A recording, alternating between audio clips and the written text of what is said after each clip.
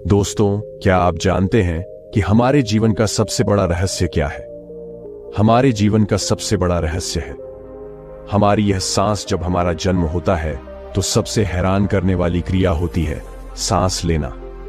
हम सबके दिमाग में आता है कि हमारा जीवन तो सांसों से है, पर हम गर्भ में रहते हुए सांस कैसे लेते हैं, यह भी एक चमत्कार से कम नहीं है। वैसे हम सांसें तो मां के गर्भ में रहते हुए भी लेते हैं, पर उसका माध्यम होता है गर्भनाल, जो कि बचनाभ भी जुड़ होती है। और इंसान के शरीर में जितना रहस्य इन सांसों में है, उतना ही रहस्य में हमारी यह नाभि भी होती है। आप भी इसकी शक्ति को महसूस कर सकते हैं, बशर्ते आप अपनी सांसों को अपनी नाभि तक पहुंचाना सीख जाइए। जब हम इस दुनिया में आते हैं तो हम सांसों पर सवार होकर आते हैं। सांस पर सवार होकर हमारा यह जीवन चलता है, और जब हमारी यह सांसें खत्म होती हैं तो हमारा जीवन भी समाप्त हो जाता है। परंतु अगर हम इस जीवन में सांस के रहस्य को समझ लें तो पूरे ब्रह्मा का रहस्य आपके सामने खुल जाएगा। ध्यान से देखिए, इस वीडियो को देखते समय आपके सांस की गति भी बदल गई होगी, क्योंकि जब आप कुछ रोमांचक देखते हैं या करते हैं तब आपके सांस की गति बदलती है। जब आपको डर लगता है तो आपके सांस की गति बदल जाती है। जब आप गुस्से में होते हैं तभी आपके सांस की गति अलग होती है। चाहे आप खुश हो, दुखी हो, प्रेम में हो, करुणा में हो, ईर्ष्या में हो या गुस्से में हो, आपके सांसों की गति हर बार बदल जाती है। जब आप एक्सरसाइज कर रहे होते हैं, योग प्राणायाम करते हैं या कोई कार्य कर रहे हो, हर एक कार्य में सांस लेने की प्रक्रिया अलग अलग होती है। तो दोस्तों, आइए सबसे पहले हम सांस लेने के महत्व को जान लेते हैं। यदि एक योगी को योग के बारे में पता है तो वह योग में श्वासों के महत्व को भी जानता है। यदि कोई एक्सरसाइज करने वाला व्यक्ति अपने सांसों को देखता है तो उसे प्रत्येक व्यायाम के दौरान सांस लेने और छोड़ने की अच्छी समझ होगी। और सबसे महत्वपूर्ण बात यह है कि यदि आप ध्यान करते हैं तो आपको पता चलेगा कि केवल सांस को देखना ही आपको ध्यान की उच्चतम अवस्था तक पहुंचा सकता है। हर पल आपकी सांस शरीर के अंदर और बाहर होने वाली हलचल के अनुसार बदलती रहती है। लेकिन अगर आप अपनी सांस को हर पल के लिए एक बना लें, हर परिस्थिति के लिए एक जैसा बना लें, तो आपको जीवन में सांसों का महत्व समझ में आ जाएगा। याद रहे, हमारा मन इन सांसों से बंधा हुआ है। जितनी तेज आपकी सांस चलेगी, आपका मन उतना ही चंचल होगा, और जितने स्थिर तरीके से आपकी सांस चलेगी, आपका मन भी उतना ही स्थिर होता जाएगा। यह सांस शरीर के अंदर और बाहर होने वाली हलचल के अनुसार बदलती रहती है। जैसे हमें गुस्सा आता है तो सांसों की गति अलग होती है। प्रेम में, खुशी में, दुख में, दर्द में, हर अनुभव में सांसों की गति अलग अलग होती है। इसलिए सांसों के महत्व को समझना बहुत ही जरूरी होता है। असल में आज की इस भागा दौड़ी भरी दुनिया में हमारे शरीर और मन के बीच में इतनी दूरी हो गई है कि हम इन दोनों के बारे में समझना तो क्या, जानना भी नहीं चाहते हैं। असल में आजकल हम पूरा सांस लेते ही नहीं हैं। हमारी सांसें हमारी छाती के नीचे जाती ही नहीं है। हम चिंता, क्रोध, ईर्ष्या में इतने व्यस्त हो गए हैं कि हम सही से सांस लेना भूल गए। अगर आप एक स्वस्थ आध्यात्मिक ऊर्जा को अपने अंदर महसूस करना चाहते हैं, अच्छा स्वास्थ्य चाहते हैं, तो आपको सांसों को पूरी तरीके से अपने नाभि तक लेकर जाना सीखना होगा। हमें अपने सांस को परिपूर्ण बनाना चाहिए। इस सांस को अपने जीवन का आधार बनाना है। इसी तरह अगर हम इस जीवन और सांस को समझ लें तो दूसरा कोई रहस्य हमारे जीवन में बचेगा ही नहीं। दोस्तों, क्या आप सभी प्राणायाम के अर्थ को जानते हैं? प्राणायाम असल में दो शब्दों से मिलकर बना है, प्राण धन आयाम। प्राण का मतलब है हवा, वह हवा जो हम सांस के जरिए शरीर के अंदर लेते हैं, जिसके कारण हमारी चेतना उत्तेजित होती है, जिसके कारण हम जीवित होते हैं। इनका विस्तार करना, एक नया आयाम देना, प्राणायाम है। साधारण शब्दों में समझे तो जीवन को नया आयाम देना ही प्राणायाम है। अगर हम सांस लेना बंद कर दें तो क्या होगा? हम मर जाएंगे। प्राण वायु को अंदर लेने और छोड़ने का नाम भी प्राणायाम है। इसका मतलब है आत्मा को आकार देना, सांस के माध्यम से ही जीवन को नया आयाम देना। जितनी बार आप सावधानी से सांस अंदर बाहर लेंगे, उतनी ही बार आप प्राणायाम करेंगे। अब आप सांसों को ध्यान से देखें। ध्यान दें कि सांस कब और कैसे बदलती है। बस इस सांसों के रहस्य को समझिए। जब भी आपको यह एहसास हो, आप सांसों को देखें और आपको लगेगा कि परिस्थिति बदलती जा रही है। आपके मन की प्रक्रिया बदलती जा रही है। ऐसे में अगर आप क्रोधित हैं तो अपनी सांसों को देखिए, उसे हल्का करने की कोशिश करिए। आपका क्रोध शांत होगा। आप दुख में हैं, आप सांसों को मध्यम करते जाइए, आप सांसों को मंद से मंतर करते जाइए। आपका दुख कम होगा। आप प्रेम में होंगे और देखेंगे कि प्रेम और आप अपने प्रेम में सांस को महसूस करना भी एक अद्भुत अनुभव को शामिल करेगा। बार बार चलती सांसों को देखना। अगर आप इस सांस की गति को बदलना सीख गए, अगर आप अपनी सांसों को एक जैसा बनाना सीख गए, तो समझ लीजिए कि आप अपने जीवन को बदलना सीख लिया है। आप हर एक परिस्थिति में अपने मन को अपने अनुसार कंट्रोल करना सीख जाएंगे, अपनी भावनाओं पर कंट्रोल करना सीख जाएंगे। दोस्तों, सांसों पर ध्यान केंद्रित करते समय या फिर प्राणायाम के दौरान जब सांस की ऊर्जा आपके थर्ड आईज यानी आज्ञा चक्र पर पहुंचती है, तब वह उसे एक्टिव करना भी शुरू कर देती है। लेकिन इसके लिए आपको शांत स्थान पर बैठकर पूरी एकाग्रता के साथ गहरी सांस लेने का अभ्यास करना होगा। आप छोटी सांस लेते हैं या गहरी सांस लेते हैं, इसे आप एक छोटे से बच्चे से समझ सकते हैं। जब बच्चा छोटा होता है, जब वह सांस ले रहा होता है तो उसका पेट फूल जाता है, मतलब वह गहरी सांस लेता है और वह खुश रहता है। उसके जीवन में कोई चिंता नहीं होती। लेकिन जैसे जैसे हमारी आयु बढ़ती है तो हमारी सांस छोटी होती जाती है और हम अपना सारा जीवन इन्हीं चिंताओं में बिता देते हैं। आप चाहे तो इसका अनुभव कर सकते हैं। जब आप खुश और शांत होंगे तो आप देखेंगे कि आपकी सांस गहरी होगी, परंतु जब आप चिंतित या क्रोधित होंगे तो आपकी सांस छोटी होगी।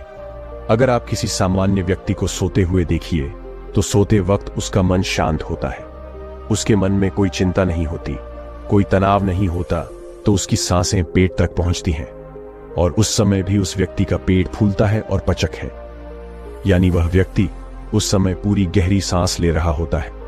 इसलिए वह गहरी नींद में भी चला जाता है और उसका शरीर पुनः तरोताजा और रजावा हो जाता है। आप भी ऐसा करते हैं। जब आप सोते हैं, चिंता मुक्त होते हैं, तब आप गहरी सांस लेते हैं, तब आप पूरा पेट भर के सांस लेते हैं। लेकिन याद रहे, आप यह ऊर्जा जागते समय भी हासिल कर सकते हैं, बशर्ते आपको पूरी तरीके से नाभि तक सांस लेना है। पेट भर के सांस लेने का अभ्यास करना होगा। इसे कैसे करना है, इसे सीखना होगा।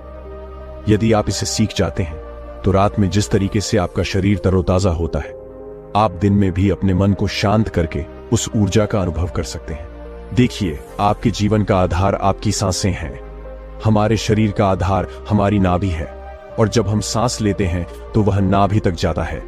अच्छी ऊर्जा, अच्छी ताकत, निरोगी शरीर, यह सब कुछ नाभि पर ही निर्भर होता है। और यह ऊर्जा नाभि से उठकर आपकी आज्ञा चक्र पर पहुंच जाए तो आपका ध्यान गहरा भी होने लगता है। ब्रह्मांड आपको सब कुछ देना भी शुरू कर देता है। आप उससे कनेक्ट होना शुरू कर देते हैं।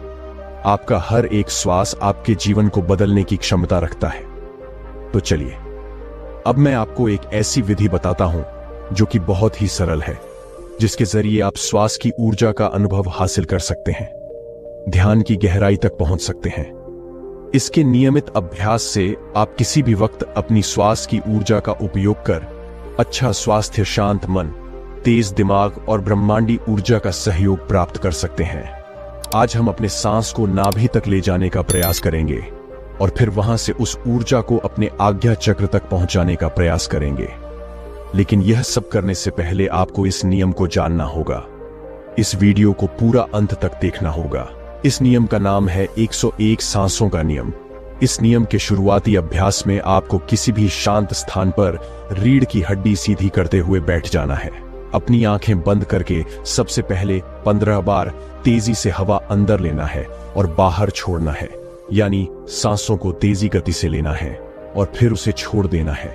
ऐसा करने से आपके नाक की मांसपेशियां एक्टिव होती हैं। फिर 35 बार सांस को इस तरीके से लेना है जिससे आपके पेट फूले और पूरी तरीके से अंदर को पचक जाए। यह क्रिया आपके नाभि को एक्टिव करेगी, जहां से आपके शरीर में ऊर्जा का निर्माण होगा। इसके बाद हम 51 सांसों का प्रयोग करेंगे। यह 51 सांस हमारी ऊर्जा को नाभि से उठाकर हमारी आज्ञा चक्र तक ले जाएगी। जो व्यक्ति इस विधि का नियमित रूप से अभ्यास करता है, उसका ध्यान गहरा होने लगता है। आपने पहले कभी ध्यान किया हो या ना किया हो, इस बात से कोई मतलब नहीं है।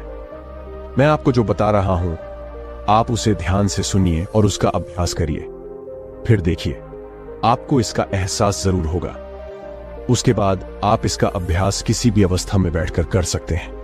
लेकिन ध्यान बस एक बात का रखना होगा कि आपकी रीढ़ की हड्डी बिल्कुल सीधी होनी चाहिए। आप शांत होकर बैठ जाएं।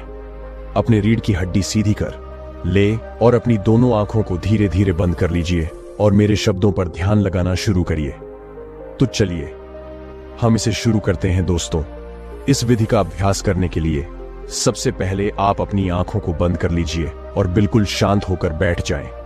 आप अपने शरीर को बिल्कुल ढीला छोड़ दें। शरीर में कोई भी हलचल ना हो, कोई चिंता ना हो, कोई तनाव ना हो। आप अपनी आंखें बंद कर लीजिए और 21 बार गहरी सांसें लीजिए। अपने आप को बिल्कुल शांत करिए, एकदम शांत। पूरी तरीके से आप महसूस करें कि आपके आसपास कोई नहीं है। आप ध्यान की गहराइयों में जा रहे हैं। अब आप अपने आप को जानने का प्रयास करिए। अपने अंदर के समस्त बिंदुओं पर अपने ध्यान को ले जाने का प्रयास करिए, उसे जानने का प्रयास करिए। आज इस ध्यान से आपको आनंद का पहला अनुभव प्राप्त होगा। अपने शरीर को शांत कर दीजिए। अपने ध्यान को धीरे धीरे नाक तक लेकर जाएं, जहां से आप सांस ले रहे हैं और बाहर छोड़ रहे हैं। अपनी नाक को अपने अंतर्मन की आंखों से देखिए, उसे महसूस कीजिए। बिल्कुल इसी अवस्था में शांत होकर सांस लेते हुए अपने ध्यान को अपनी नाक पर बनाए रखिए। सांस धीरे धीरे अंदर लीजिए और धीरे धीरे बाहर छोड़ते जाइए। आप सांस अंदर ले रहे हैं और सांस को बाहर छोड़ रहे हैं। आप दोनों नाक से सांस ले रहे हैं।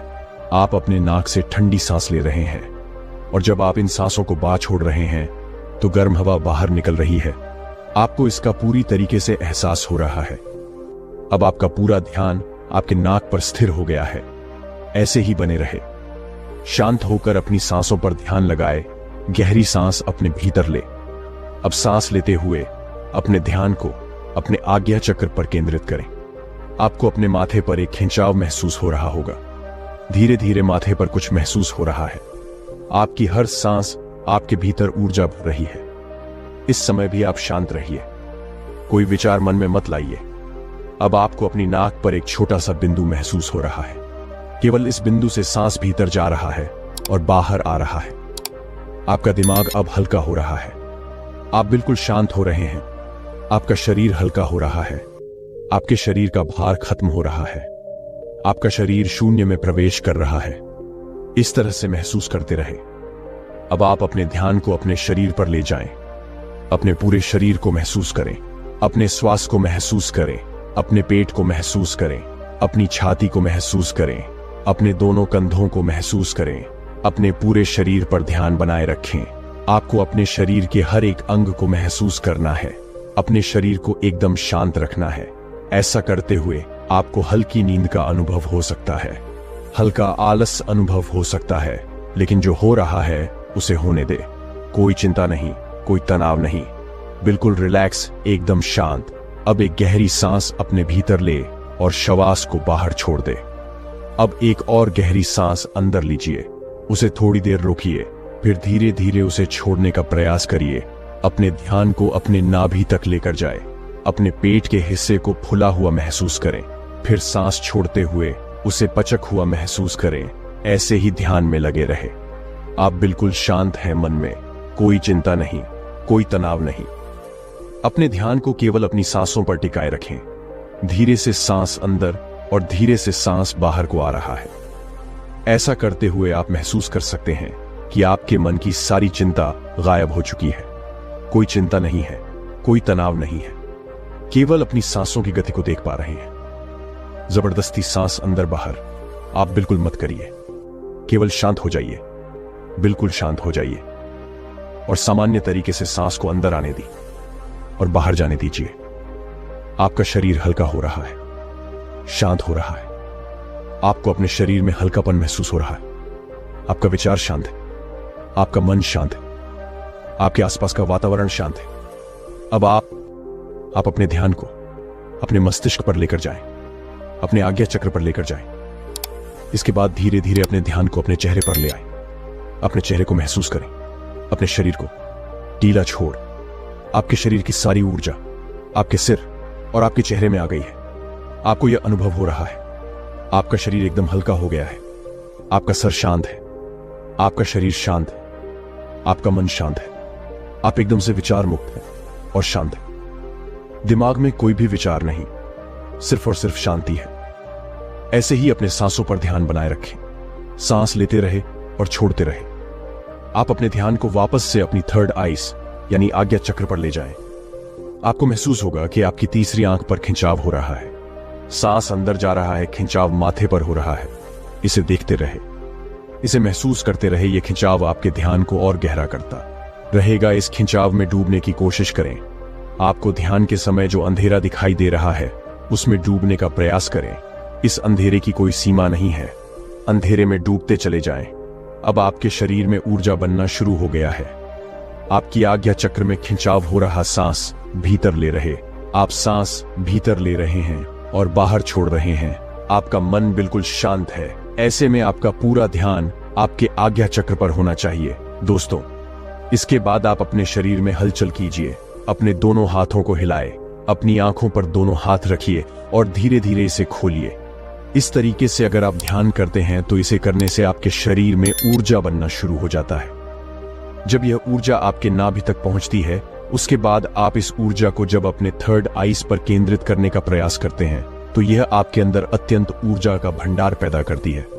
यह आपके शरीर के रोगों को ठीक करती है, आपके मानसिक रोगों को ठीक करती है, आपको विचारों से मुक्त कर आपके मन को शांत करती है, जिससे आप हर काम में अच्छे होते हैं। ऐसे समय में आप ब्रह्मांड से जो मांगते हैं उसके मिलने की संभावना सबसे ज्यादा होती है। आप इसका प्रतिदिन कम से कम आधे घंटे अभ्यास अवश्य ही करिए। आप इसे कहीं भी बैठ के कर सकते हैं, बशर्ते ध्यान रहे कि आपकी रीढ़ की हड्डी सीधी होनी चाहिए।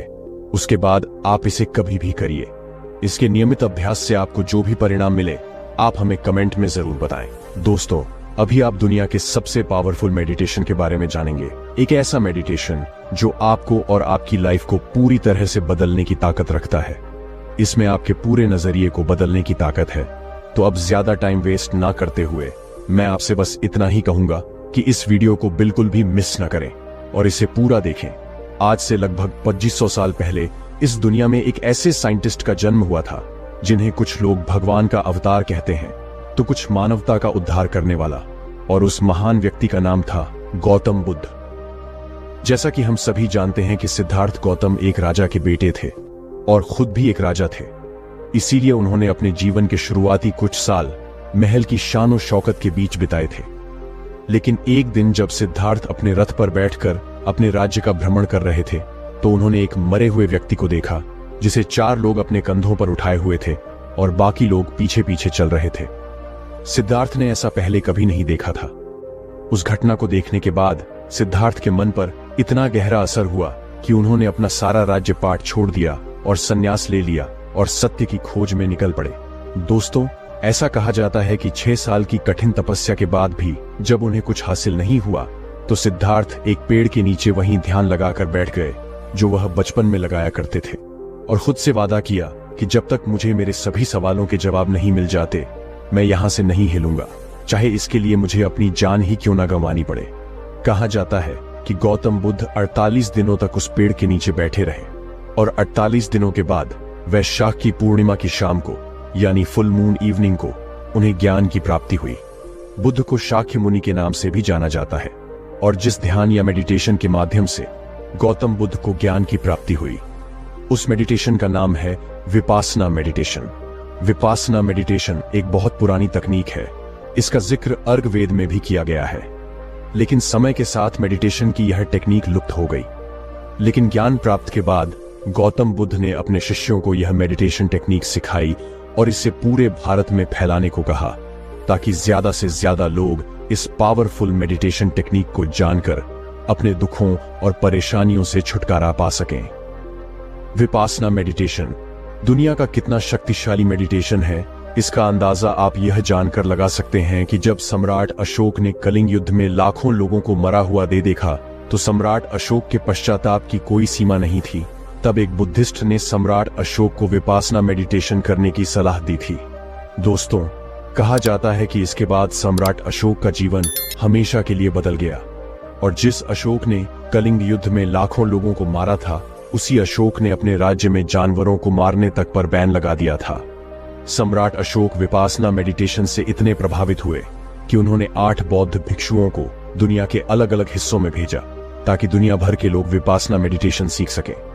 अब विपासना मेडिटेशन बाकी सभी मेडिटेशन से इतना अलग क्यों है और ऐसा क्या है जो इस मेडिटेशन को इतना पावरफुल बनाता है? तो देखिए, बचपन से ही हमारे मन में ढेर सारी यादें, अच्छी बुरी भावनाएं, हमारी दबी हुई इच्छाएं, आवेग जमा होते रहते हैं और ये सारी चीजें सबकॉन्शियसली हमारे पूरे बिहेवियर, इनफैक्ट हमारी पूरी लाइफ को कंट्रोल करती हैं और हमें इसका पता भी नहीं चलता। जैसे कि मान लीजिए हम किसी इंसान पर बहुत ज्यादा यानी हद से ज्यादा भरोसा करते हैं और जब ऐसा व्यक्ति हमारा भरोसा तोड़ता है तो हमारे दुख और दर्द का कोई अंत नहीं होता। कुछ लोग तो डिप्रेशन में भी चले जाते हैं, लेकिन कहते हैं ना कि समय सारे घाव भर देता है, तो हम कुछ महीनों या कुछ सालों में ठीक हो जाते हैं। लेकिन हमारा सबकॉन्शियस माइंड यानी हमारा अवचेतन मन उन सारे इंसिडेंट्स को अपने अंदर स्टोर कर लेता है और अपने अंदर उस बात को मजबूती से बैठा लेता है। फिर हमारा सबकॉन्शियस माइंड यही मानता है कि भरोसा मतलब दुख, दर्द और डिप्रेशन, या यूं कहे कि वह बात हमारे बिलीफ सिस्टम का हिस्सा बन जाती है। और फिर हमारा सबकॉन्शियस माइंड हमें उस दुख से बचने के लिए पूरी जिंदगी किसी पर भरोसा नहीं करने देता जब तक कि हम अपना पूरा बिलीफ सिस्टम ना बदल दें। दोस्तों, ये तो मैंने आपको सिर्फ एक छोटा सा एग्जाम्पल दिया है।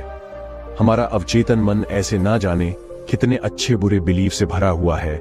इस बात को गहराई से जानने के लिए 1983 में लियोपोल्ड सीजी ने ह्यूमन पर्सनैलिटी के डीप बिहेवियर को समझने के लिए एक ह्यूमन पर्सनैलिटी टेस्ट का आविष्कार किया, जो मेन सीजी टेस्ट के नाम से फेमस हो गया। अब आप सोच रहे होंगे कि मैं आपको यह सब क्यों बता रहा हूं, तो जान लीजिए कि विपासना मेडिटेशन के लाखों फायदों में से एक फायदा यह भी है कि विपासना मेडिटेशन के माध्यम से आप अपनी गहराई को जान पाएंगे। विपासना मेडिटेशन कितना पावरफुल है और यह किस हद तक इंसान की जिंदगी में बदलाव ला सकता है, इसका अंदाजा आप इसी बात से लगा सकते हैं कि भारत की तिहाड़ जेल से लेकर अमेरिका की डोनाल्डसन जेल तक में कैदियों के बिहेवियर को सुधारने के लिए विपासना मेडिटेशन करवाया जाता है ताकि कैदी बाहर जाने के बाद फिर से कोई क्राइम न करें। विपासना मेडिटेशन के 44 देशों में 202 से ज्यादा सेंटर हैं, जिसमें लाखों लोगों को विपासना मेडिटेशन सिखाया जाता। तो अब आइए जानते हैं कि विपासना मेडिटेशन क्या है। विपासना शब्द 2 शब्दों से मिलकर बना है, वी और उपासना। वी का मतलब है विशेष और पासना का मतलब है देखना, यानी विशेष तरीके से देखना। बौद्ध धर्म ग्रंथ सतिप्रितान सुत्ता और महासतिप्रितान सुत्ता में विपासना के बारे में डिटेल में बताया गया है। तो उन्हीं धर्म ग्रंथों के अनुसार मेडिटेशन को 4 भागों में बांटा गया है: काया उपासना, वेदानु उपासना, चित्त उपासना और धम्म उपासना। सबसे पहले काया उपासना विपासना। मेडिटेशन सांसों पर ध्यान लगाने से शुरू होता है। बाकी के मेडिटेशन टेक्निक में हमें लंबी और गहरी सांस लेने के लिए कहा जाता है ताकि हमारा दिमाग जल्दी शांत हो सके। लेकिन विपासना मेडिटेशन में आपको ऐसा कुछ नहीं करना है। इस मेडिटेशन टेक्निक में आपको बस अपनी सांसों पर ध्यान लगाना है, चाहे सांस छोटी हो या लंबी या गहरी। आपको इसे बदलना नहीं है। आपको खुद की और अपनी सांसों की सच्चाई को देखना है। अब ऐसा 2 कारणों से किया जाता है। पहला, हर 9 सेकंड के अंदर हमारे दिमाग में कोई ना कोई दूसरा विचार आता है, तो उस 9 सेकंड के चक्र को तोड़ने के लिए हमें सांसों पर ध्यान लगाने को कहा जाता है ताकि हमारा कंसंट्रेशन गहरा हो सके और हम रियल विपासना मेडिटेशन को सही तरीके से कर सकें। दूसरा, जब आप कुछ दिनों तक अपनी सांसों पर ध्यान लगाएंगे तो आपको अपनी नाक के आसपास कुछ सेंसेशन फील होने लगेंगी। तो इसीलिए आपको पूरे शरीर में सेंस की जागरूकता जानने के लिए सांसों पर ध्यान लगाने को कहा जाता है। अब अपनी सांसों पर ध्यान लगाने के अलावा आपको एक और काम करना है कि जब भी आप किसी चीज को देखें तो सबसे पहले अपने दिमाग से उस चीज की पहचान हटा दें। जैसे कि बचपन से ही हमें यह बताया गया है कि यह कुत्ता है, यह बिल्ली है, यह पेड़ है, यह गाय है, और इसी तरह हर चीज की जानकारी से हम हमारे दिमाग को प्रोग्राम कर दिया जाता है। अब 2 मिनट के लिए अपने दिमाग से यह बात हटा दें कि यह कुत्ता है और फिर उसे देखें। क्या आपको पता है कि इस तरह से देखने से क्या होगा? आपका दिमाग यह समझने की कोशिश करने लगेगा कि अगर यह कुत्ता नहीं है तो फिर क्या है, और इस तरह से चीजों को देखने से आपकी जिज्ञासा और ऑब्जर्वेशन पावर बहुत बढ़ जाएगी। आप हर चीज को बहुत जिज्ञासा और ध्यान से देखने लगेंगे। हमें अक्सर बच्चों की तरह जिज्ञासु होने के लिए कहा जाता है, लेकिन कोई भी हमें यह नहीं बताता कि बच्चों की तरह जिज्ञासु कैसे बने। देखिए, बच्चे इतने जिज्ञासु इसलिए होते हैं क्योंकि उनका दिमाग हमारे दिमाग की तरह प्रोग्राम नहीं होता। उन्हें नहीं पता होता कि यह कुत्ता है, यह बिल्ली है, यह पेड़ है, यह गाय है, जब तक कि हम उन्हें इन सब चीजों के बारे में ना बता दें। इसलिए बच्चे हर चीज को बहुत ध्यान से देखते हैं और उनका दिमाग अपने आसपास की हर चीज को समझने की कोशिश करता है। इसी तरह आपको भी सिर्फ देखने तक ही सीमित नहीं रहना चाहिए, बल्कि आपको हर चीज को अच्छे तरीके से ऑब्जर्व भी करना है। मान लीजिए, अगर दो लोग आपस में बात कर रहे हैं या आप किसी से बात कर रहे हैं, तो आपको उस बात को तुरंत अपने पुराने बिलीफ सिस्टम से जज नहीं करना है कि आप सही हैं, वह गलत है या वह सही। आप गलत है। आपको बस ये देखना है कि क्या हो रहा है, और ऐसा आपको उठते बैठते चलते फिरते हर समय करना है। इसका मतलब है कि आपको शरीर की सेंसेशन से लेकर हर चीज का निरीक्षण करना है। और अगर आप इस तरह का नजरिया विकसित कर लेते हैं, तो सबसे पहले आपकी हर चीज में जिज्ञासा बहुत बढ़ जाएगी, और दूसरा, आपका मन जीरो थॉट्स यानी थॉटलेस स्टेज की ओर बढ़ने लगेगा। क्योंकि एक समय में आप या तो किसी चीज का निरीक्षण कर सकते हैं या उसके बारे में सोच सकते हैं। आप दोनों चीजें एक साथ नहीं कर सकते। तीसरी बात जो आपके साथ घटित होगी वह यह कि आपकी ऑब्जर्वेशन पावर इतनी बढ़ जाएगी कि आप हर चीज में सच को देख पाएंगे, चाहे वह आपके इमोशन हो, दो लोगों के बीच की बातचीत हो या दुनिया की कोई भी चीज हो। आपको हर चीज में सच दिखने लगेगा। और यही विपासना का सही मतलब है, किसी भी चीज को उसके वास्तविक रूप में देखना, यानी उसे वैसा ही देखना जैसा वह है, ना कि उसे अपने प्री प्रोग्राम के गए माइंड या इमोशन से देखना। दोस्तों, अब यह बिल्कुल मत सोचिए कि आप 10 दिन, 20 दिन या 1 महीने में पूरे ब्रह्मांड को समझ जाएंगे। गौतम बुद्ध के अनुसार विपासना में मास्टर होने में 7 साल लगते हैं। मैं भी पिछले कुछ दिनों से इसकी प्रैक्टिस कर रहा हूं, और मेरे अंदर जो बदलाव आए हैं वह यह है कि अब मैं हर चीज को बड़ी जिज्ञासा से देखता हूं। अब मैं अपने पहले से प्रोग्राम किए हुए दिमाग से बाहर आकर अपने आसपास की दुनिया को देख रहा हूं, जो बहुत खूबसूरत है। इस तरह से देखने से मुझे जो अनुभव हुआ है वह यह है कि मुझे लगने लगा है कि मैं इस पूरे ब्रह्मांड के बारे में कुछ भी नहीं जानता हूं। सड़क पर पड़े पत्थर को देखकर यह कहना बहुत आसान है कि यह पत्थर है। अगर आप उस पत्थर की पहचान हटा देंगे कि यह पत्थर है, तो आप घंटों उस पत्थर को देखते रहेंगे, लेकिन समझ नहीं पाएंगे कि यह क्या है। मैं इस अनुभव को शब्दों में पूरी तरह से बयान नहीं कर सकता, क्योंकि शब्दों की अपनी सीमाएं होती हैं। आपको खुद इस चीज का अनुभव करना चाहिए, और मैं आपको बता सकता हूं कि यह वाकई एक अद्भुत अनुभव है। दूसरा है वेदानु उपासना। वेदना यानी भावना को एक खास तरीके से देखना। विपासना मेडिटेशन सेंटर या जेलों में जिस विपासना मेडिटेशन की प्रैक्टिस की जाती है वह यही वेदानु उपासना है। इसकी प्रैक्टिस इसीलिए की जाती है क्योंकि हमारे मन में कई तरह के इमोशन आते हैं। अगर हमारे मन में गुस्सा है तो हम सामने वाले पर गुस्से से रिएक्ट करेंगे। अगर हमें किसी बात को लेकर अच्छे इमोशन है तो हम उस इमोशन को व्यक्त करना चाहते हैं। या जब हमें दर्द और दुख के इमोशन होते हैं तो हमारा मन जल्दी से जल्दी उस इमोशन से बाहर निकलना चाहता है। इसका मतलब यह हुआ कि हमारा मन हमारे मन में आने वाले हर थॉट पर रिएक्ट करना चाहता है, और इस वजह से हम अपने इमोशन के गुलाम बन जाते हैं। तो इसीलिए विपासना मेडिटेशन सेंटर में और जेल में विपासना शिविरों के दौरान एक आदमी को रोज लगभग 11 घंटे मेडिटेशन करना पड़ता है। अब आप ही सोचिए, अगर 20 मिनट एक जगह बैठने से हमारी हालत इतनी खराब हो जाती है तो 11 घंटे मेडिटेशन करने में कितना दर्द होगा। और यही इस वेदानु उपासना मेडिटेशन की ट्रिक है कि आपको उन 11 घंटों में दर्द पर रिएक्ट नहीं करना है। आपको सिर्फ यह देखना है कि दर्द कहां हो रहा है। जैसे ही आप उस दर्द को कुछ देर तक देखेंगे, दर्द चला जाएगा। फिर शरीर के किसी और हिस्से में दर्द होने लगेगा। जब आप उस दर्द को भी कुछ देर तक देखेंगे तो वह दर्द भी चला जाएगा। इसी तरह आपको अपने हर इमोशन के साथ करना है, चाहे वह इमोशन गुस्से का हो, दुख का हो, दर्द का हो या अच्छा इमोशन हो। जब आप इस मेडिटेशन में मास्टर हो जाएंगे तो आपका खुद पर पूरा कंट्रोल हो जाएगा। इसीलिए जेल में वेदानु उपासना मेडिटेशन कराया जाता है, ताकि कैदी खुद के प्रति और अपने इमोशन और इमोशनलेस बिहेवियर के प्रति जागरूक हो सके। तीसरा है चित्त उपासना। चित्त का मतलब है मन, और विपासना का मतलब है खास तरीके से देखना, मतलब मन को खास तरीके से देखना। मैंने इस वीडियो के स्टार्टिंग में बताया था कि विपासना मेडिटेशन के द्वारा आप अपनी गहन आत्मा को जान सकते हैं।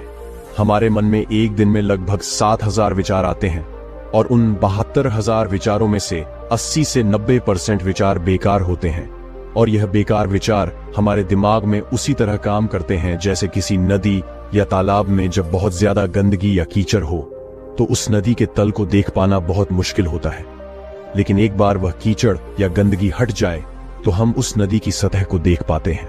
उसी प्रकार इन बेकार विचारों की वजह से हम अपनी गहन आत्मा को नहीं जान पाते क्योंकि हमारा मन हमेशा इन बेकार विचारों को सोचने में लगा रहता है। चित्त उपासना मेडिटेशन के अनुसार आपको केवल अपने विचारों का निरीक्षण करना है, यानी बिना रिएक्ट किए उन्हें देखना है।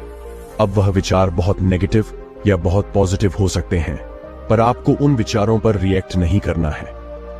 कुछ ही दिनों में आप समझ जाएंगे कि आपके पास किस तरह के विचार आते हैं। आप समझने लगेंगे कि कौन से विचार बेकार हैं और कौन से जरूरी हैं। और जब आपका ऑब्जर्वेशन गहरा होगा तो आप अपने मन के हैबिट पैटर्न को समझने लगेंगे। आप अपने मन के इंपल्सेस को, अपने मन की क्रेविंग को समझने लगेंगे। देखिए, आपको बस इन सारे विचारों का ऑब्जर्वेशन करना है और धीरे धीरे ये सारे विचार आपके मन से गायब होने लगेंगे और आप समझने लगेंगे कि मैं भी मेरा विचार नहीं हूं। जब आपका ऑब्जर्वेशन बहुत गहरा हो जाएगा तो आप शून्य की अवस्था पर पहुंच जाएंगे। वहां पहुंचने के बाद आपके जीवन में चमत्कार होने लगेंगे। चौथा है धम्मा उपासना, यानी धर्म और विपासना, यानी धर्म को विशेष तरीके से देखना या उसे उसके वास्तविक रूप में देखना। यहां बुद्ध द्वारा दी गई शिक्षाओं का सही ढंग से पालन करने की बात कही गई है। बौद्ध धर्म के अनुसार ज्ञान प्राप्त करने के लिए बौद्धों को कई रूल्स एंड रेगुलेशंस फॉलो करने होते हैं। एग्जाम्पल के लिए बौद्ध धर्म में ज्ञान प्राप्त करने के लिए 7 मुख्य चरण हैं। सच्चाई और प्रकृति की मनशील जांच, ऊर्जा, परमानंद की खुशी, विश्राम और मार्ग, एकाग्रता और ज्ञान। लेकिन सनातन धर्म में 8 चरण हैं। यम, नियम, आसन, प्राणायाम, प्रत्याहार, धारणा, ध्यान और समाधि। इन चरण के अलावा कई योग हैं, जैसे भक्ति योग, कर्म योग, जिनका पालन करके व्यक्ति परम में लीन हो सकता है। इसी तरह विभिन्न धर्मों के अपने अलग अलग नियम और कानून हैं। इससे मुझे स्वामी विवेकानंद जी के जीवन की एक घटना याद आ गई। किसी ने एक बार उनसे पूछा था, Swami ji, what is religion? तो उन्होंने कहा था, रिलीजन इज द रियलाइजेशन। क्या आपको उस दिन धर्म का रियलाइज में कमेंट करके जरूर बताएं।